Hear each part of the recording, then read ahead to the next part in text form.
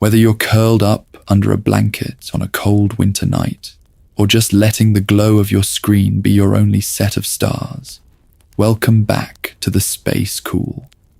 Tonight, I want you to imagine the snow falling outside your window, or the rain on the glass, while we light a little hollow projector in the corner of the galaxy and tell a different kind of Star Wars story. If you're new here, hi. I'm so glad you wandered in from hyperspace. If you've been with me for a while, you already know this channel is all about deep dive Star Wars what-ifs, cinematic storytelling, and asking the questions that keep you up at night staring at the ceiling.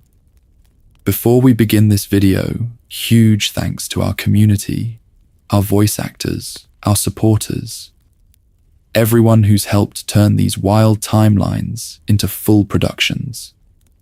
You keep the hyperdrive running, and you make this feel less like a channel and more like a Jedi Temple movie night. Now, usually when we talk about alternate timelines, we jump straight to Anakin, his fall, his pain, the dark side wrapping around him like smoke. But tonight, we're going back even further.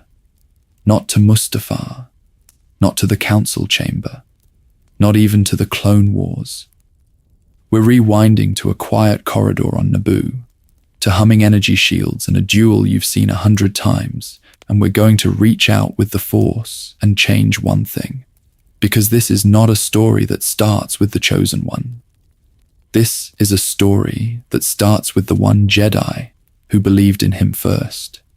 The stubborn maverick, the student of Count Dooku, the only Jedi George Lucas himself described as truly understanding the living force. Qui-Gon Jinn. He found Anakin. He heard the prophecy. He looked at a frightened boy on Tatooine and thought, I will stake my life, my reputation, and my place in the Order on you. The Council told him no. The Chancellor smiled in the shadows. And by the will of the Force, Qui-Gon defied them all. We know how that usually ends. A red blade, a mortal wound, Obi-Wan screaming. But what if the blade missed? What if he lived to train the boy he'd risked everything for? Tonight's journey is going to start cozy and reflective, like we're just talking about old Jedi legends over cocoa in the Temple archives. We'll smile at a younger Obi-Wan, feel Anakin's small hand in Qui-Gon's, and listen to the quiet arguments in the Council Chamber. Yet you already know where this has to go. Destinies don't bend without a cost. If Qui-Gon stands between Anakin and Palpatine, if he clashes with the Council and refuses to let the Chancellor sink his claws into this child, then the fate of the Jedi, the Clone Wars, even Dooku himself, all begin to tilt. So take a deep breath, dim the lights, and settle in. Our story begins on Naboo, in the heart of that fateful duel, where one tiny moment shifts and the entire galaxy trembles around it. The one change that could save the Chosen One. Intro and topic setup. Merry Life Day, my loves. Welcome back. Before we begin this video, I want you to hold one thought in your mind while we dive in. One change, one breath, one Jedi who simply doesn't fall. What if Qui-Gon Jinn never died on Naboo and actually lived to train Anakin Skywalker? In canon, we know how brutally fast it all goes wrong. Qui-Gon discovers Anakin on Tatooine, looks into this little boy's eyes, and feels the living force screaming that this child is the Chosen One. He brings him to Coruscant. He argues with the Council. He's ready to defy them to see Anakin trained. And then on Naboo, Darth Maul's blade cuts him down. In his last, shaking breaths, he makes Obi-Wan promise to train the boy. Obi-Wan is grieving, young, freshly knighted, and suddenly responsible for the most powerful child the Order has seen in 1,000 years. That lonely path leads us, step by step, to Anakin's fear, his secret marriage, and his fall to the dark side. But by the will of the Force, our story begins in a different way tonight. In this timeline, Qui-Gon does not die in that reactor core. He rises. He lives long enough to stand before the Council and say, with that quiet stubbornness, that Anakin will be his Padawan. Obi-Wan is still there, still loyal, but now he is a knight in his own right. Not a stand-in father to a boy he never fully understood. Qui-Gon becomes the missing, stabilizing force. He is the only Jedi who truly listens to the living Force, who looks at Anakin's attachments and doesn't just see danger. He sees a heart that loves fiercely, a heart that needs guidance instead of suppression. Where the Council repeats old rules, Qui-Gon bends, questions, and sometimes breaks them, but always with compassion. And that difference, that simple refusal to crush what Anakin feels, might be the thread that keeps him from ever reaching for the dark side. So here in part 1, we're keeping our focus tight. We're going to follow the story from the Duel of the Fates through the end of the Attack of the Clones era. We'll watch how Qui-Gon's survival reshapes Anakin's early training, how he argues for Shmi's fate, how he reacts the first time the Chancellor takes an interest in his Padawan.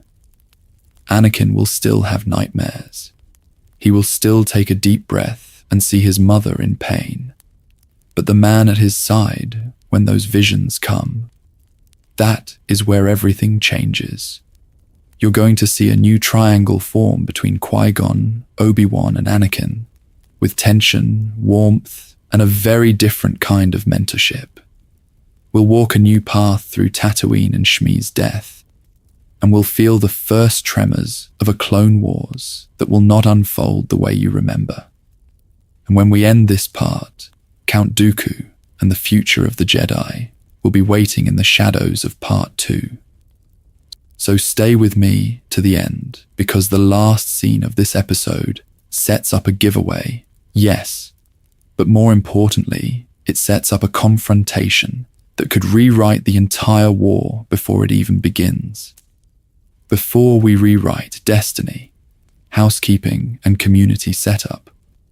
So before we rewrite destiny itself, before we begin this video's first real fracture in canon, I want to take a quiet moment in the eye of the storm, because what we're about to do to Qui-Gon, to Anakin, to the entire Jedi Order, it only exists because there's a hidden council standing behind this channel.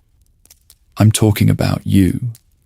The patrons, the channel members, the folks who binge these long-form what-ifs at 2 a.m., and the artists and voice actors who lend their gifts so that when Anakin takes a deep breath, you almost feel it in your own chest. You're my Jedi Council, my loves, arguing in the comments, nudging me toward the living force of these stories, quietly approving these wild cinematic timelines. By the will of the Force, that support means we can slow down. We can sit with Qui-Gon in a corridor on Naboo. We can follow Anakin's thoughts as he looks up at a master who actually understands attachment and doesn't flinch. These aren't quick, what if he lived LOL scenarios. They're full alternate lives, and you're the ones making that possible. Now, because this is part 1 of a big Qui-Gon saga, I want to pull you directly into the story. For this series, I'm doing something special. In part 2, when the Clone Wars loom and Dooku waits in the shadows, I'm going to feature some of your theories and lines of dialogue about Qui-Gon and Anakin, on screen and possibly voiced. Here's how it works, very simply. Somewhere near the end of this video, I'm going to ask you a specific question about one of Qui-Gon's choices. Not a trivia thing, a real fork in the road. Watch through to the end, answer that question in the comments, and make sure you're subscribed. That's it. If your answer fits our timeline, it might literally come out of a character's mouth in part 2. Consider it our little council session. You speak, the story listens. And if you're new here, welcome back in advance, because I know a lot of you will fall down the rabbit hole with Anakin, with Abeloth, with all the alternate paths we've already walked. If deep, cinematic Star Wars alternate timelines are your thing, tapping like and subscribing isn't just a button press. It directly tells the algorithmic chancellor that these slower, character-focused epics are worth funding. Those small actions, a comment, a share, a sub. In this space, they're ripples in the Force, tiny disturbances that change which stories can exist, which scenes get fully scored, which quiet conversations between Obi-Wan and Qui-Gon we actually have time to write. So take a deep breath with me, because when we step back in, we're not starting in some vague, far-off reimagining. Our story begins in a single, precise moment you know by heart. The doors of the Theed power generator sliding open, Darth Maul waiting, and one choice that refuses to end with Qui-Gon on the floor. The evening on Naboo, where canon stands still, timeline anchor and canon recap. The doors hiss open and the world narrows. Red face, yellow eyes. That double-bladed hum that every Star Wars fan can hear in their bones. Down in the Theed power generator, our story begins again, my loves. Above them, Theed is chaos wrapped in beauty. Sleek Naboo starfighters scream into the sky, green laser fire cutting across the blue as Anakin fumbles with controls in a cockpit he was never meant to fly alone. On the grassy plains outside the city, the Gungan army braces behind crackling shields as ranks of battle droids advance, and in the palace halls, Padmé leads her strike team, blasters raised, every corridor a gamble between capture and victory. But under all of that, in the bowels of the city, it's just three silhouettes and the sound of the Force roaring between them. Qui-Gon Jinn and Obi-Wan Kenobi ignite their blades, green and blue against Maul's burning red. They move fast. They separate. They crash through walkways and leap across bottomless shafts. And the duel that will decide the future of the Jedi plays out where almost no one can see it. Canon locks this moment in like a hollow recording. The energy gates slam down, humming with lethal power. Maul prowl walks behind one barrier. Obi-Wan paces behind another, frustrated and young. And in the center, Qui-Gon drops to one knee, deactivates his saber, and closes his eyes. He takes a deep breath and surrenders to the living Force, trusting that what must happen will happen. We know what happens. The last gate opens. Qui-Gon surges forward, older but relentless, and Maul meets him with pure, focused rage. A feint, a spin, the flash of red. Maul's saber pierces Qui-Gon's torso. Obi-Wan watches his master fall, hears him gasp out a final request about training the boy, and something in Obi-Wan's heart fractures in a way he never really talks about again. While that single strike lands, the rest of the board is frozen in place. Anakin is in the starfighter above, accidentally joining the space battle, trusting his instincts and the Force as he blows up the droid control ship. Padmé is in the throne room, capturing the Viceroy with a clever decoy plan. The Gungans are on the brink of defeat and then sudden salvation as the droids shut down. Palpatine, still just the kindly Naboo senator to almost everyone, walks through ruined plazas, already planning his next move. The Jedi Council sits on Coruscant, wary of the Sith's return, but blind to the fact that the Chancellor they advise is the dark side mastermind they fear. Qui-Gon's death here is not just tragic, it's a hinge. Obi-Wan is knighted in grief. He takes Anakin as his Padawan out of a promise, not a calling. Anakin grows up loved, but slightly out of place, caught between a council that never fully trusts him and a chancellor who always does. Now, by the will of the Force, imagine we stop everything 1 second earlier. The energy field still hums. Qui-Gon is still kneeling, eyes closed. The red blade not yet descending. Time hangs like dust in a sunbeam. This is the frame we're about to crack open. This is where we ask, what if that breath he takes leads somewhere else? When the blade misses, crafting the divergence on Naboo. And my loves, welcome back to that humming corridor on Naboo, because this is where our story begins to bend, not with a new planet or a new prophecy, but with a single breath that doesn't end in silence. The energy gates snap off. Qui-Gon rises in one smooth motion. He doesn't rush. He doesn't lunge. He simply takes a deep breath, and by the will of the Force, he listens. Maul comes in hard, just as he always did, that vicious red blade stabbing straight for Qui-Gon's chest. In the original timeline, it finds its mark. Here, something infinitesimal shifts. Qui-Gon's front foot slides half a step back. His shoulders turn, his saber angle drops a fraction. It's not a conscious tactic, it's a whisper, a pull from the living force he trusts more than doctrine.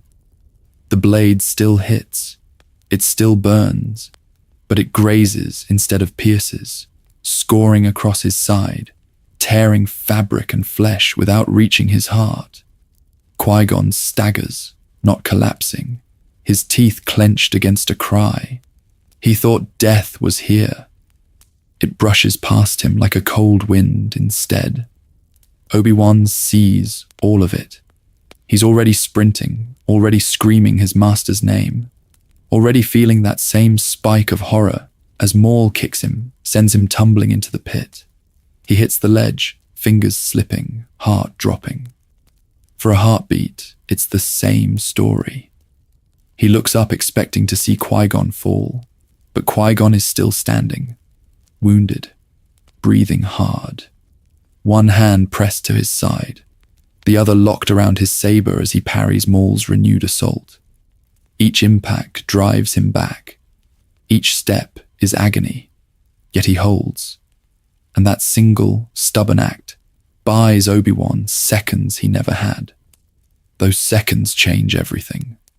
Obi-Wan's panic doesn't vanish, but it focuses. He's not mourning, he's needed. His thoughts sharpen around one clear line. Help him. Not avenge him. Help him.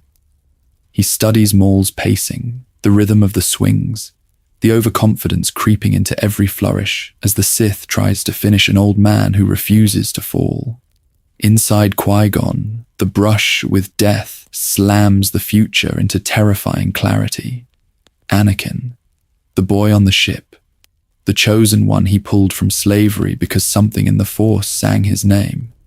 Qui-Gon feels, with sudden, painful certainty, that his role in that boy's life is not complete. He cannot die here, not while the Council doubts, not while the Chancellor smiles too easily at Anakin, not while the dark side coils unseen around the Republic. If he lives, Obi-Wan will not be forced into reluctant fatherhood. Anakin will grow under the one Jedi who first believed in him without condition. And somewhere far above Naboo, a patient Sith Lord waiting for a lonely, isolated apprentice feels the first invisible wobble in a plan built on that loneliness. Maul never senses it. He only senses victory. He hurls Qui-Gon back, turns to finish Obi-Wan, and the story snaps back to something familiar. Obi-Wan leaps from the pit, catches the saber, and in one blazing perfect arc, bisects Darth Maul. Silence follows. The generator's hum returns. Obi-Wan stands heaving, staring at the falling halves of the Sith. And this time, Qui-Gon Jinn is still on his feet. He's pale, shaking.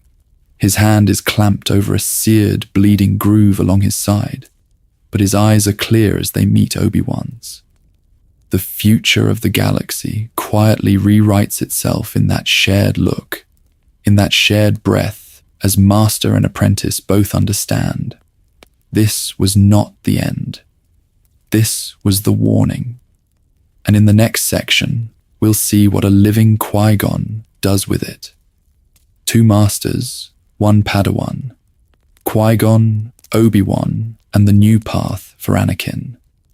Qui-Gon does not die on the floor of that Theed generator, and because he lives, everything that follows bends around him like light around a star. Welcome back, my loves. Our story begins again, not with a funeral pyre for a Jedi Master, but with a quieter, stranger morning on Naboo. Theed is draped in banners, Gungan beasts march. The Chancellor smiles for the holocams. There is still a funeral for the fallen guards, for Qui-Gon's scorched robe, for the innocents that died in that duel. But the man himself stands at the edge of the crowd, hand pressed lightly to his healing side, watching Anakin. Obi-Wan stands just behind him, newly knighted. The Council has already told him he has proven himself. He should feel only pride. He is relieved beyond words that his master lives. He is proud that he struck down the Sith. And yet, as Qui-Gon's hand drops to rest on Anakin's small shoulder, Obi-Wan feels something twist in his chest. After the ceremony, in a quiet debrief chamber, the celebration muffled by stone walls, Qui-Gon takes a deep breath. He looks at the assembled holograms of the Council, at Yoda's narrowed eyes and Mace Windu's folded arms, and he does what he was always going to do. He petitions them to train Anakin himself, not as a shared responsibility, not as a compromise, as his Padawan.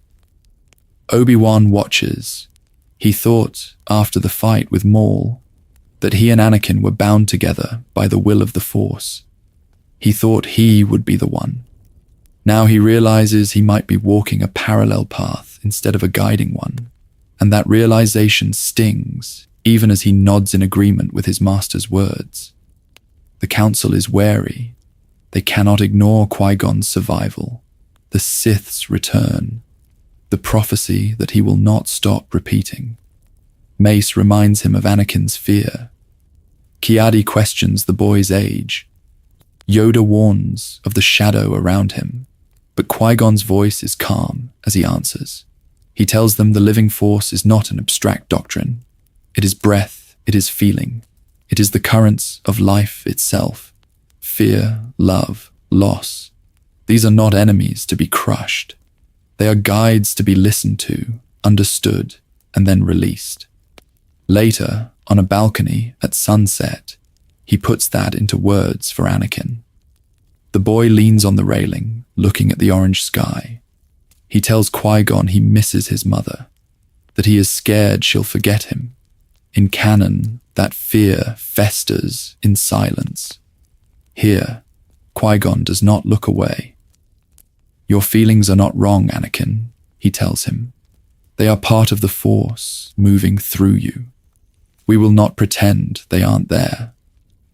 We will learn what they are telling you, and we will choose what to do with them. Together. Anakin searches his face. But the Jedi aren't supposed to be attached. Qui-Gon smiles, tired but sure. Attachment is not possession. Love is not the dark side. I will not abandon you, not to your fears, and not to anyone else. Behind them, in the city below, the new Chancellor's shuttle departs the palace. Palpatine looks up at that same balcony and sees the silhouette of a tall Jedi standing between him and the boy he wants. And in the next part, we'll see what happens when the Sith Lord realizes Anakin Skywalker is not alone and never will be. A different childhood in the temple, training under the living Force. So welcome back, my loves.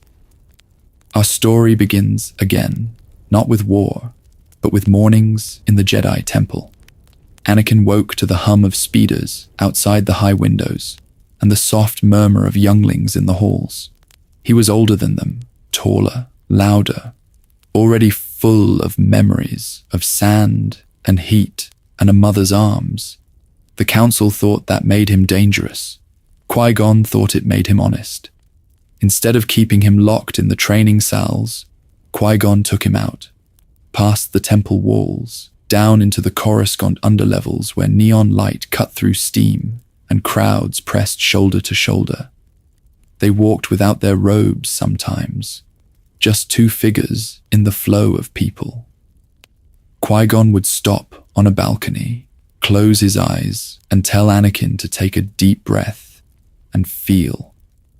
Not the abstract force of lectures, but the living force in the vendor arguing over prices, in a child laughing, in the faint, stubborn plant growing out of a crack in Duracrete. Don't run from all this, Qui-Gon told him quietly. Listen to it. Let it move through you. Up in the temple, the other masters spoke of detachment, meditation as escape, emotions as a problem to be solved. Qui-Gon shifted the frame. When Anakin dreamed of Tatooine and woke with his chest tight, his master didn't scold him. He brought him to one of the temple's hidden gardens, where real soil cushioned their steps, and fountains masked the city's roar. Talk to me about your mother, Qui-Gon said. No judgment, no flinch. Anakin hesitated. He was used to that topic closing doors, but Qui-Gon waited. So Anakin spoke about Shmi's hands, about the way she looked at the stars, about the fear that he had left her in chains, the fear that one day she would be gone. The old Jedi listened. Then, instead of saying, "Let go," he said, "Let it grow." He guided Anakin into meditation, not to erase Shmi, but to hold her in the light, to let longing soften into compassion for all who suffered as she did. Anakin knew what he felt. Sure, he didn't want to feel that ache, but he believed, by the will of the Force, that he could carry it without being consumed. Again and again, Qui-Gon reframed fear of loss. He never promised that the Jedi could stop death. Sitting with Anakin in the archives or on a quiet transport balcony above the sky lanes, he spoke plainly. Life and death were the same river. Try to dam it, try to control every outcome, and the current would tear you under. That was the dark side. Not feeling too much, but trying to own what could only ever be received. Still, Anakin's path wasn't easy. He was older than the other Padawans, already a legend in whispers, and that made friendships awkward. He stood out in the creche, in the dining hall, on the training mats. But Qui-Gon refused to let him orbit only one star. He nudged him toward a group of sparring younglings, paired him with temple archivists for little errands, and most importantly, wove him into Obi-Wan's early missions. Sometimes Anakin stayed behind on the ship while Obi-Wan negotiated. Sometimes he joined simple relief runs, handing out supplies on backwater worlds. He learned to rely on clone medics, on local guides, on fellow Padawans who joked with him and argued with him, and did not see him as a secret weapon. His world widened. His emotional gravity spread out. He loved Qui-Gon fiercely, but he did not cling only to him. Pattern, interrupt. This is exactly what Palpatine did not plan for. Because while Qui-Gon and Anakin wandered Coruscant's markets and gardens, the Council watched. Yoda's ears dipped as he listened to reports of unorthodox excursions. Mace Windu frowned at training logs that mentioned attachment being acknowledged instead of crushed. In a quiet chamber, they wondered if Qui-Gon's flexibility would save the boy or doom him. And elsewhere, in the Senate, the new Chancellor stood at a window and looked toward the distant temple spires. He felt for that lonely, frightened presence he had expected to find. What he touched instead was a boy threaded into crowds, into friends, into a master who would not surrender him. Harder to isolate, harder to twist. Palpatine smiled anyway. Plans could change. In the next section, we'll see how those plans shift when the galaxy edges toward war, and when the shadows of Tatooine begin to call Anakin home. The Chancellor meets the Chosen One. Palpatine's plan starts to slip. Welcome back, my loves. Before we begin this video's next turn into galactic politics, imagine this. The most dangerous man in the Republic invites a little boy to his office. And that boy does not walk in alone.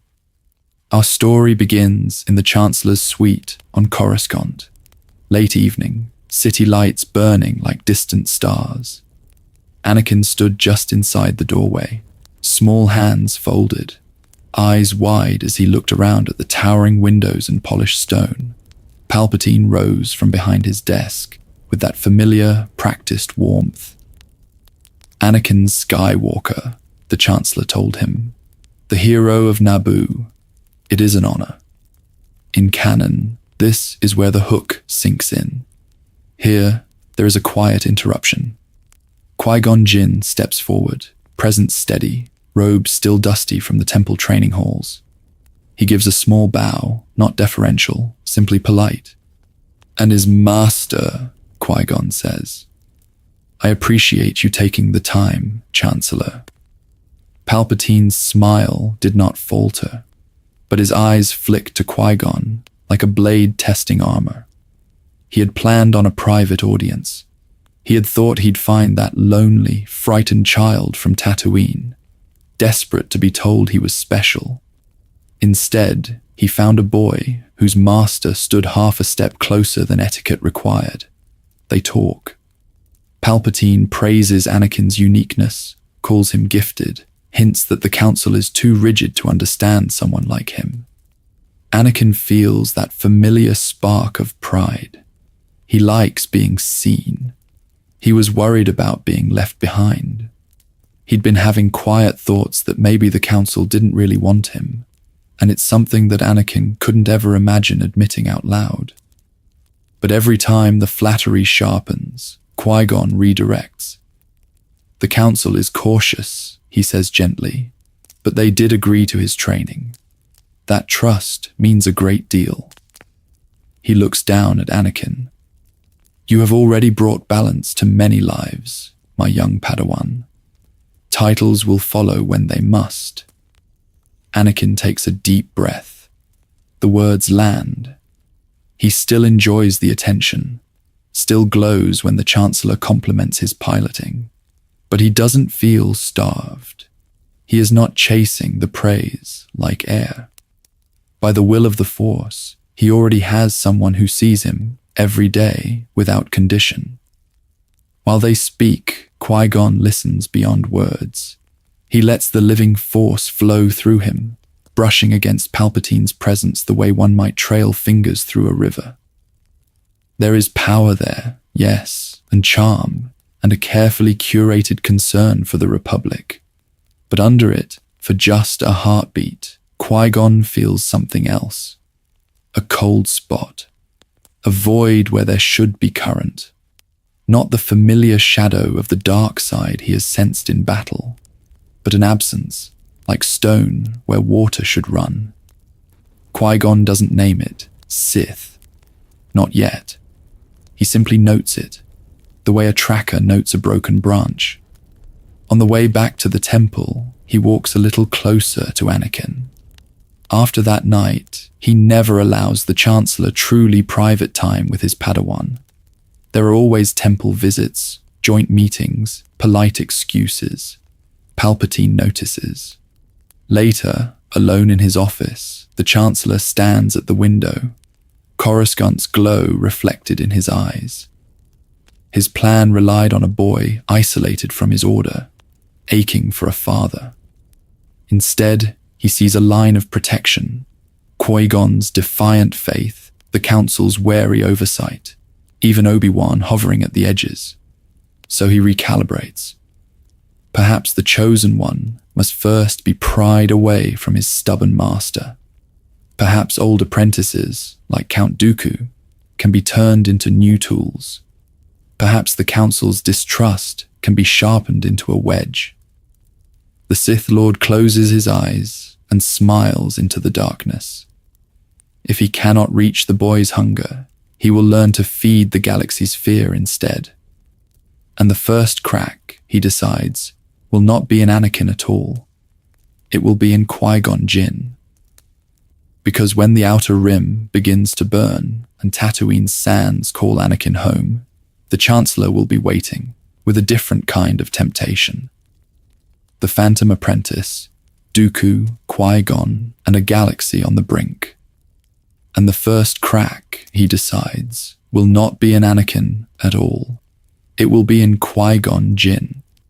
Because when the outer rim begins to burn and Tatooine's sands call Anakin home, the Chancellor will be waiting with a different kind of temptation. Welcome back, my loves.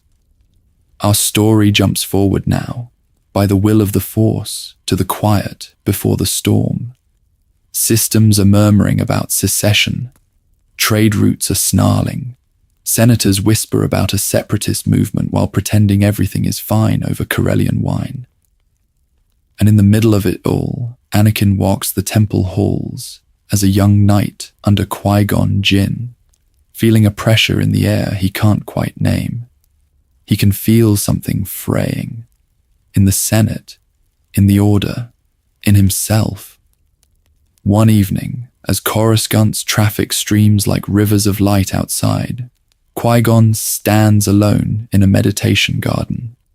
He takes a deep breath, hands folded in his sleeves, watching the glow of the city. He's been arguing with the Council again, about intervention, about corruption in the Senate, about a Chancellor who gathers more power with every crisis. Behind him, the shadows move. Still staring at the same sky, Padawan, a smooth, familiar voice asks. Qui-Gon doesn't turn right away. He already knows. The presence in the Force is unmistakable. Old, wounded, sharpened. Master Dooku, he says quietly, you shouldn't be here. Dooku steps into the light, cloak draped like night around his shoulders. He looks at his former student with a mixture of pride and disappointment. On the contrary, there is nowhere I should be more. The galaxy is unraveling, and the Jedi sit in circles, debating procedure. Anakin is nearby, returning from the hangar. He slows when he hears voices, when he hears that name. He's been told Dooku left the Order, a great Jedi Master who walked away. Curiosity hooks into him, and he lingers just beyond the archway, not quite hidden, not quite present. Dooku circles Qui-Gon. You feel it. The Republic is rotting from within. The Council is blind. They serve politicians instead of the Force. You were always the one who saw clearly, Qui-Gon. Come, leave this decaying temple behind. Help me build something new. Qui-Gon finally turns, eyes steady. You thought I would follow, he says. You always did. But walking away from the Order does not heal it. It abandons the future to those who would twist it. To the Sith. Dooku's gaze flickers, just for a heartbeat. You think I serve the dark side? I think, Qui-Gon answers, that whoever funds your allies in the shadows is not merely disillusioned with bureaucracy. He looks past Dooku, to the city, to the Senate dome. There is a design here, a hidden hand. Anakin's chest tightens. He thought Qui-Gon distrusted the Council, that he was alone in that.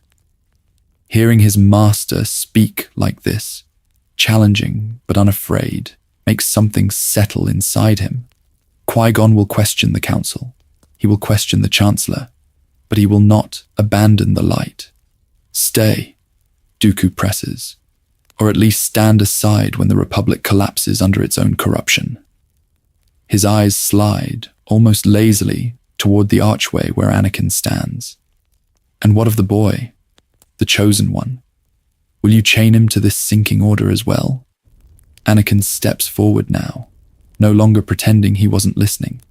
I choose to be here, he says, voice tight but clear. The Jedi saved me. Qui-Gon saved me. If there's something broken, we fix it. We don't run. Dooku studies him, really studies him, for the first time. Power coils around the boy like a storm waiting for a horizon. There is conviction there, but also fire, attachment, fear, fascinating. He inclines his head to Anakin, then to Qui-Gon. Then you will fall with them, he murmurs. But I suspect, when the war comes, you will understand me better than you think. His cloak swirls as he turns away, vanishing back into the temple's shadows as if he'd never been there at all. Anakin looks at Qui-Gon. Master, was he right about the Republic? Qui-Gon takes another deep breath. He was right about its sickness, he admits, but not about the cure. Remember that, Anakin. We confront what is broken. We don't surrender it to the dark. Far below, in the Senate, the first formal declarations of separatist intent are being drafted. And in Dooku's departing thoughts, a new line of attack begins to form. If he cannot turn Qui-Gon, perhaps the war itself will. Or failing that, perhaps the boy will crack first. And somewhere in the Chancellor's private office, a different old man smiles, already planning how to make sure that when the Clone Wars ignite, every fire licks at Qui-Gon Jinn's faith. Attack of the Clones, reframed. Anakin, Padmé, and a watchful master. Welcome back, my loves. 10 years after Naboo, our story begins again in a very different galaxy. Coruscant is heavier now. The war drums are distant but building. The Senate is tense, and in the middle of it all, a sleek Naboo cruiser cuts through the fog toward the landing platform. Anakin stands beside Qui-Gon at the viewport, taller, broader, braid gone, calm cloak wrapped around a storm that never fully leaves him. He takes a deep breath. He's not a boy anymore, but he's about to see Padmé Amidala for the first time in a decade. He tells himself he's ready. He's a Jedi Knight, trained by Qui-Gon Jinn, trusted by the Council on protection detail, while Obi-Wan runs parallel investigative duties for the Chancellor.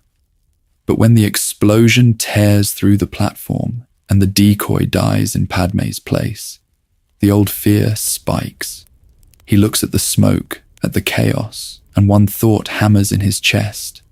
I almost lost her before I even saw her. Later, in the secure apartment, the reunion doesn't happen in a quiet hallway. It happens with Qui-Gon in the room. Padmé steps in, older, steadier, carrying the weight of a senator instead of a queen. Anakin starts strong, then stumbles. He's flustered, idealistic, telling her how he thought about her every day, how he worried when he heard of the attempt. The words want to twist into something sharper, more possessive. Qui-Gon's presence shifts everything. A hand on Anakin's shoulder. A gentle, easy Anakin. Speak from where you are, not from where you're afraid to be. The edge in Anakin's voice softens. He looks at Padmé and, instead of accusing the Senate or resenting her distance, he admits the simple truth. He was scared she'd die, and he's grateful she's alive. That night, Qui-Gon finds him by the apartment window, city lights reflecting in Anakin's eyes. No lecture, no denial. Just, you care for her. Not a question, a statement. Anakin tenses, waiting for the old warning about attachment. Instead, Qui-Gon asks the pattern-interrupt question that stops him cold.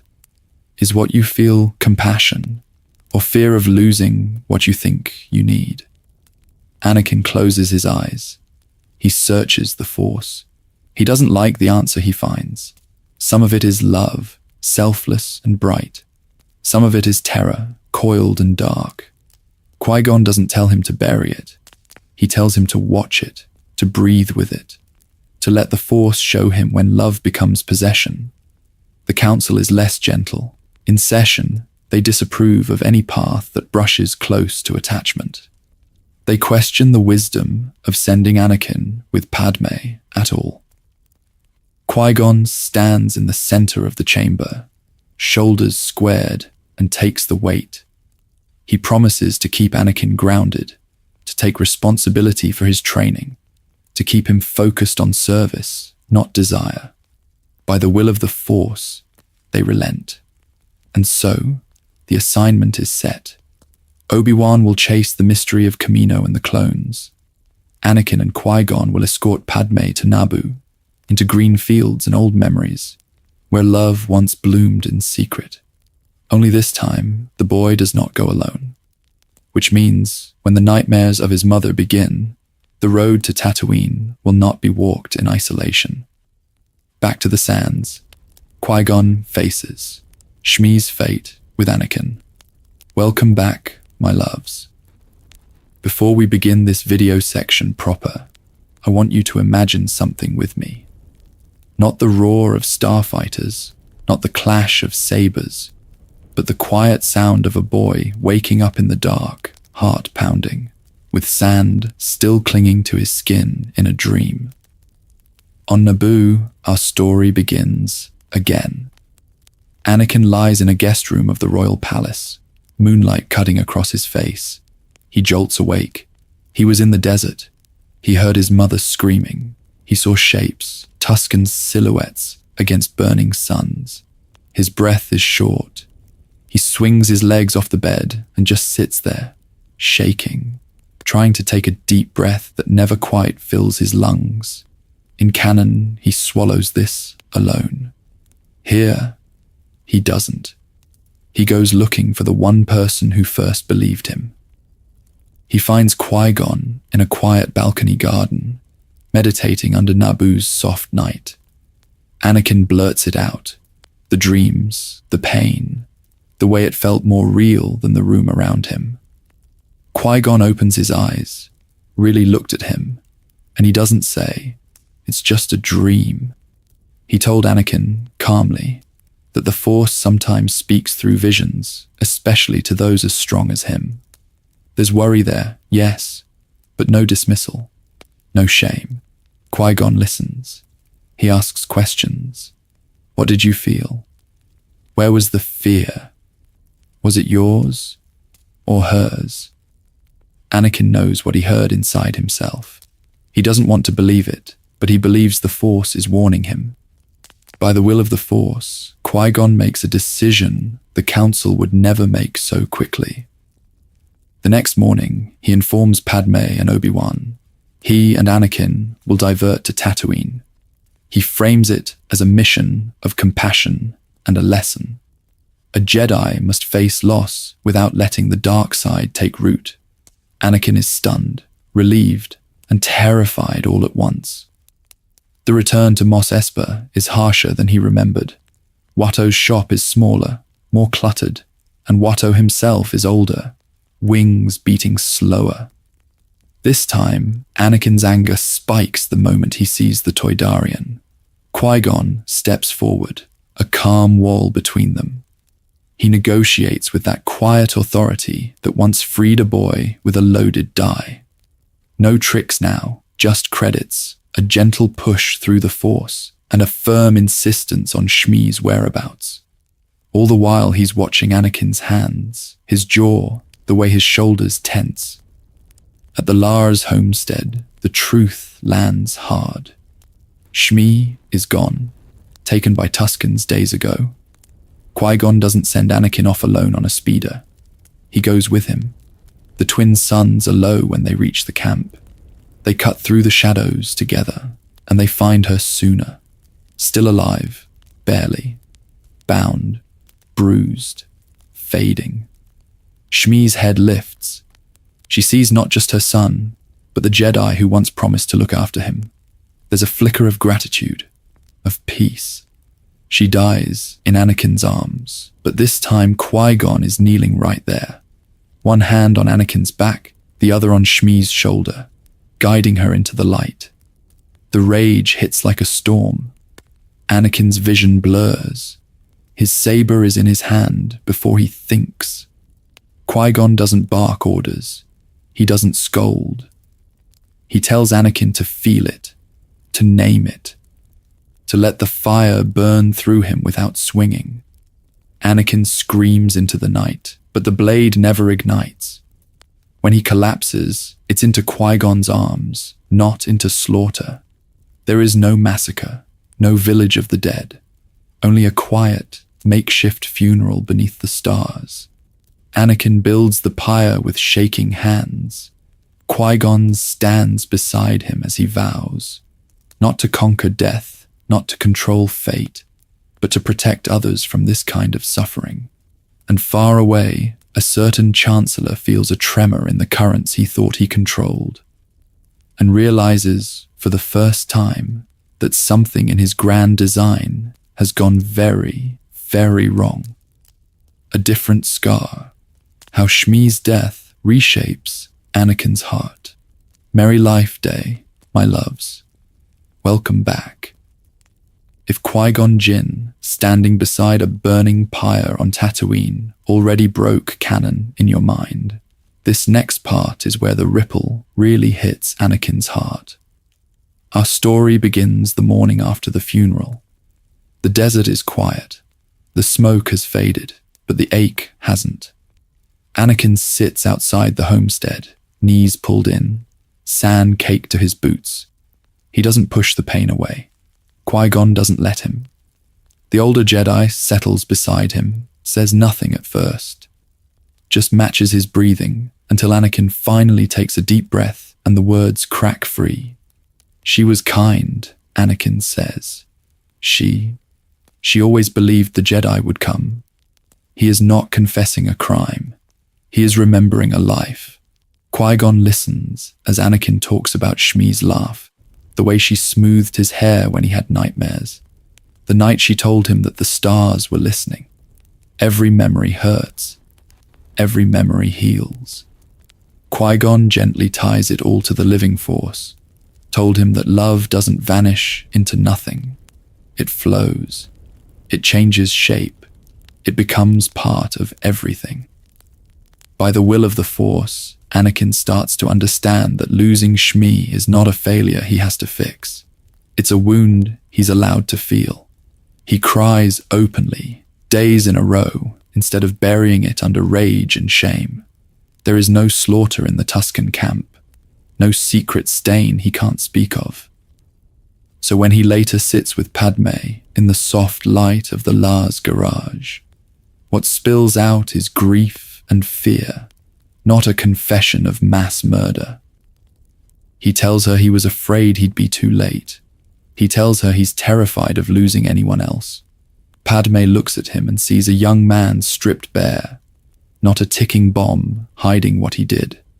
Their hands meet. Their bond is built on honesty, not on the unspoken horror that canon Anakin drags like a chain.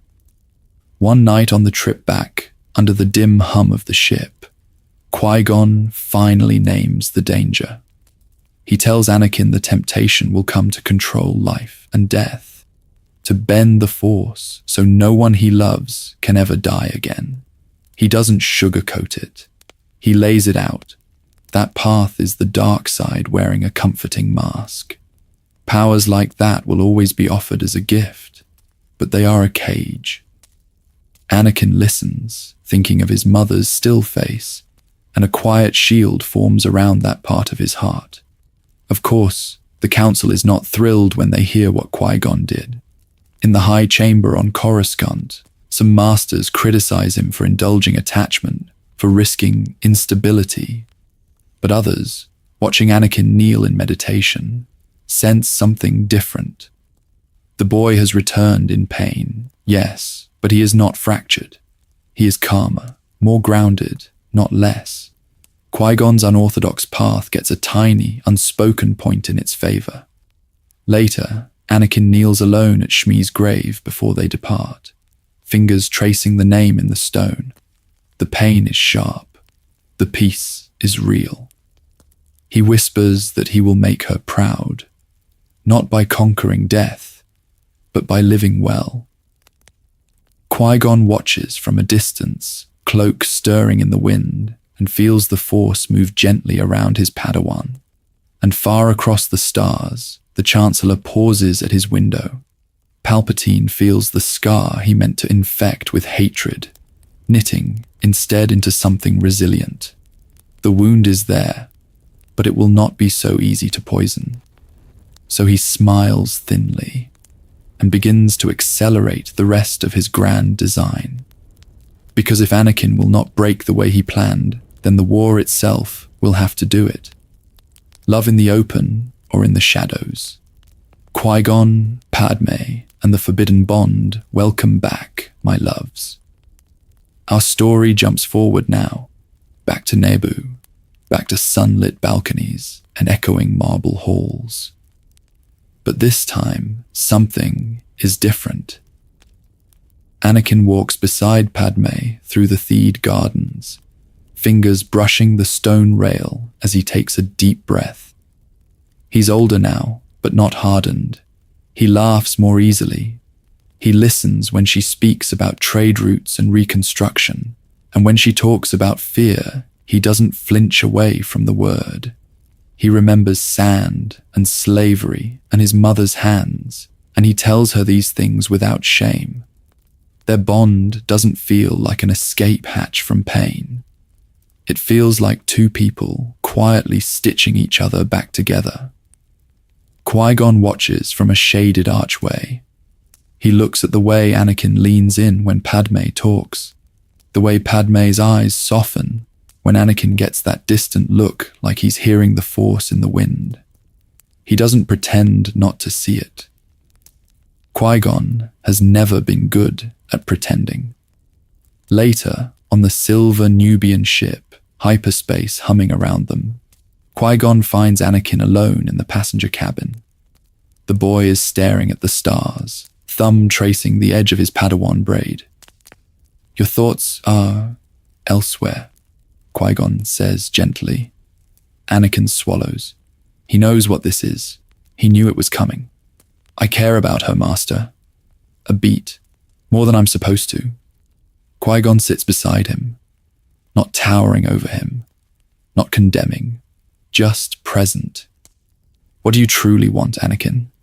And what do you fear?" Anakin is quiet.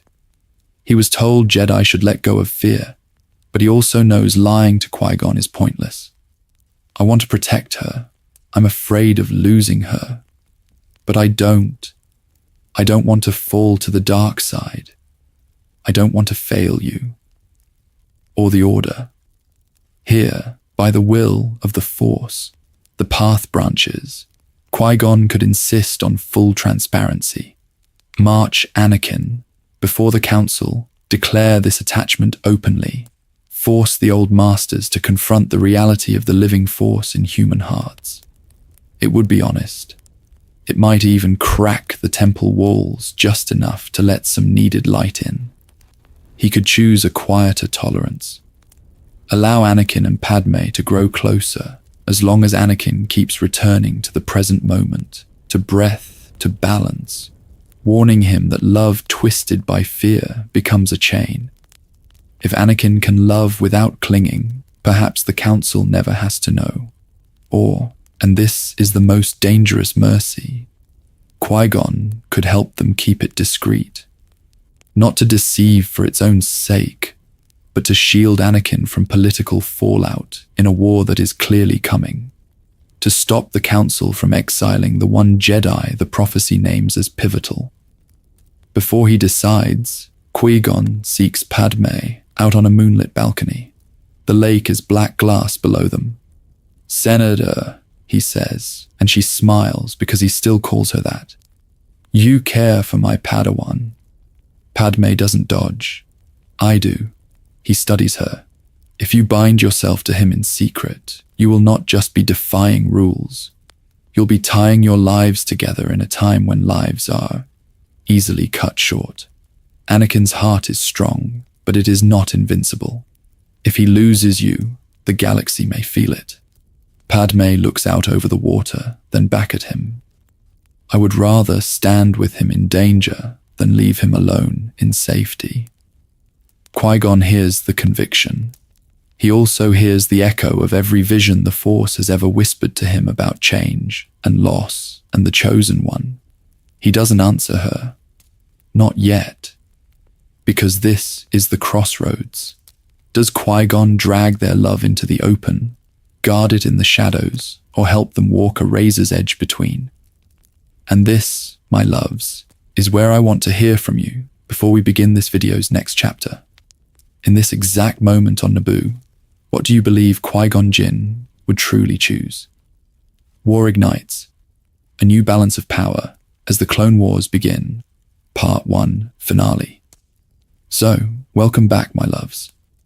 On Naboo, that question about love still hangs in the air between Qui-Gon and Anakin like a live wire.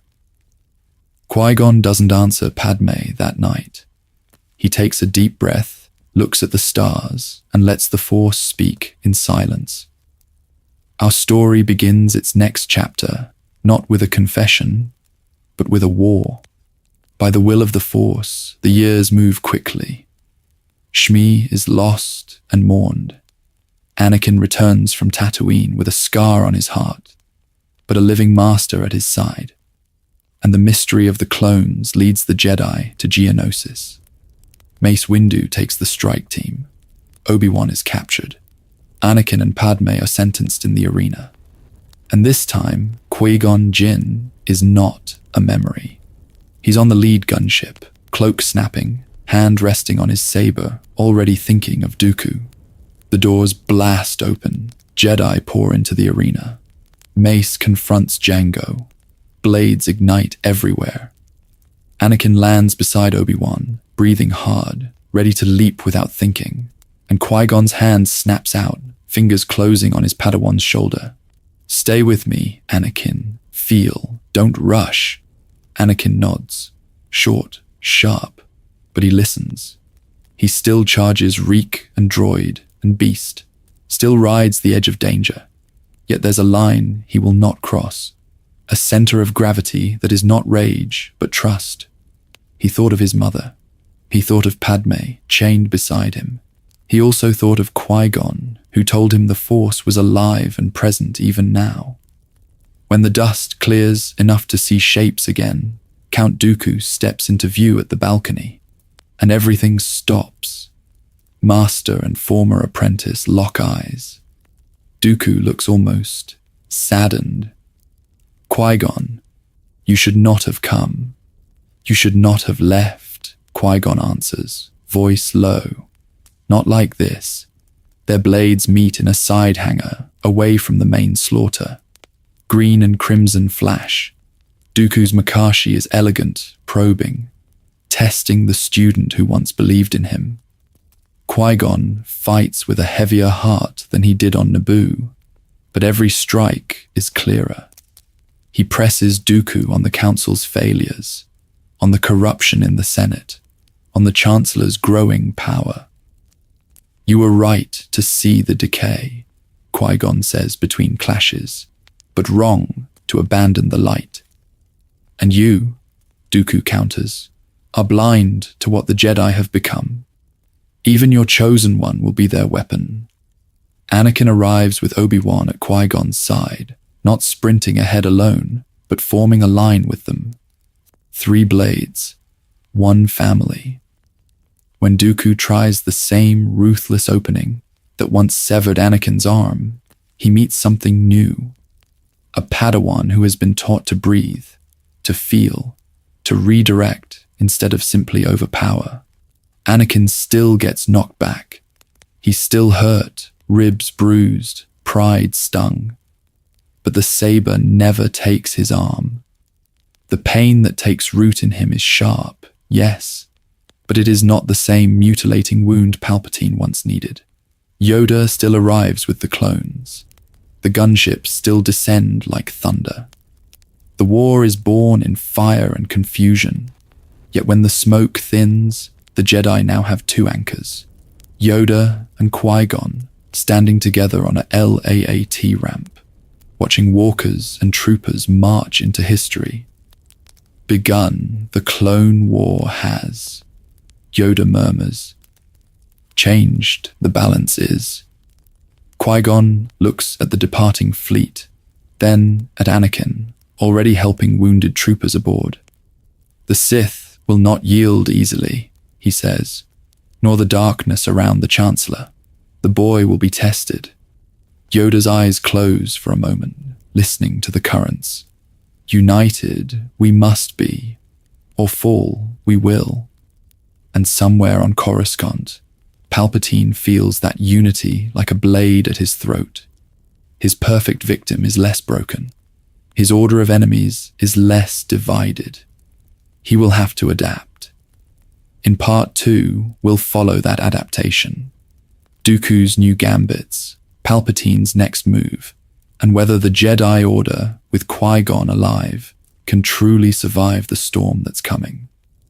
Choices, destiny, and your turn in the Force. Reflection, an outro with CTA. So let's take a deep breath here, my loves, and look at what we've actually changed. In this timeline, Qui-Gon does not fall on Naboo. The blade doesn't pierce his chest. The mentor Anakin just met, the one who looked at him and saw more than a slave boy and more than a prophecy, lives. Our story begins with that single refusal to die quietly, and everything else has rippled out from it. Because Qui-Gon survives, he truly becomes Anakin's master. Obi-Wan steps into his own knighthood earlier. The Council grumbles but concedes. And the boy who once thought he would be taken away and forgotten instead finds a guardian who will not leave. That shifts Shmi's fate. She is freed, not abandoned. Her rescue is not a desperate, last-minute sprint into horror, but a deliberate act of compassion that anchors Anakin instead of shattering him. Padmé enters his life the way she always did. He still loves her. He still stares a little too long.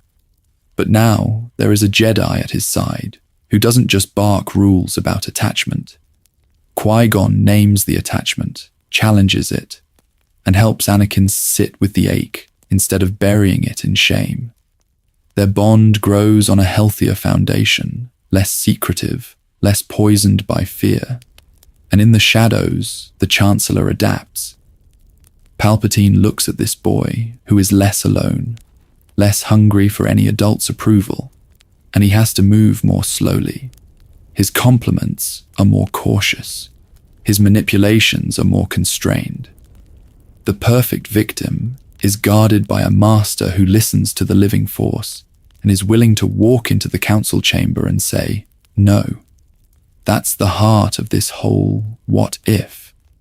One person who truly sees you, who refuses to abandon you, who teaches you to face pain instead of locking it in a box. That person can change the trajectory of an entire life. In Anakin's case, by the will of the Force, it might change the fate of the entire galaxy. Compared to canon, this Anakin is still intense. He's still impatient. He still dreams big and burns hot. But he is less isolated, less ashamed of loving, less desperate to grab forbidden power to stop the people he cares about from dying. So is his fall still inevitable? Or, for the first time, is the future actually open? That brings us to our giveaway question for Part 2. I want you to tell me, in this timeline, how should Qui-Gon handle Anakin and Padmé's relationship as the Clone Wars loom? Should he expose it to the Council and force the issue into the light? Quietly tolerate it, trusting the Force to guide them? or actively help them hide it, believing the war needs Anakin more than the rules do? Tell me your choice, and most importantly, why. I'll be featuring some of your answers in part 2, so make it thoughtful, make it spicy, and make it yours. If you've enjoyed walking this path with me, welcome back to the channel's little corner of the galaxy. Thank you for watching, for supporting, for theorizing in the comments and on Patreon.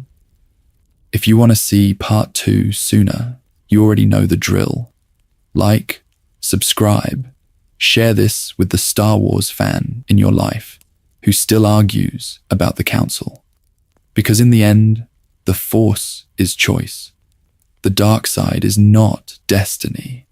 And even in a galaxy far, far away, the smallest act of compassion, a hand held, a life saved, a boy believed in, can rewrite the stars themselves.